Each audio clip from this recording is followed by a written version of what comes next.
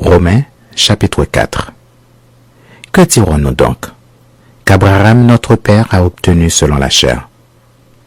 Si Abraham a été justifié par les œuvres, il a sujet de se glorifier, mais non devant Dieu. Car, que dit l'Écriture? Abraham crut à Dieu et cela lui fait imputer à justice. Or, à celui qui fait une œuvre, le salaire est imputé non comme une grâce, mais comme une chose due.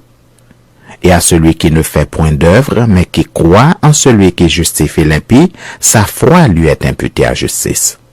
De même, David exprime le bonheur de l'homme à qui Dieu impute la justice sans les œuvres. Heureux ceux dont les iniquités sont pardonnées et dont les péchés sont couverts. Heureux l'homme à qui le Seigneur n'impute pas son péché. Ce bonheur, n'est-il que pour les circoncis ou est-il également pour les incirconcis? Car nous disons que la foi fut imputée à justice à Abraham.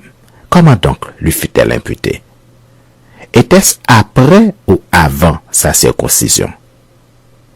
Il n'était pas encore circoncis, il était incirconcis. Et il reçut le signe de la circoncision comme sceau de la justice qu'il avait obtenue par la foi quand il était incirconcis, afin d'être le père de tous les incirconcis qui croient pour que la justice leur fût aussi imputée, et le père des circoncis qui ne sont pas seulement circoncis, mais encore qui marchent sur les traces de la foi de notre père, Abraham, quand il était incirconcis. En effet, ce n'est pas par la loi que l'héritage du monde a été promis à Abraham ou à sa postérité, c'est par la justice de la foi. Car, si les héritiers le sont par la loi foi est vaine et la promesse est anéantie, parce que la loi produit la colère, et que là où il n'y a point de loi, il n'y a point non plus de transgression. C'est pourquoi les héritiers le sont par la foi, pour que ce soit par grâce, afin que la promesse soit assurée à toute la postérité, non seulement à celle qui est sous la loi, mais aussi à celle qui a la foi d'Abraham notre père à tous, selon qu'il est écrit, « Je t'ai établi père d'un grand nombre de nations ». Il est notre père devant celui auquel il a cru, Dieu qui donne la vie aux morts et qui appelle les choses qui ne sont point comme si elles étaient. Espérant contre toute espérance, il crut en sorte qu'il devint père d'un grand nombre de nations, selon ce qui lui avait été dit, telle sera ta postérité.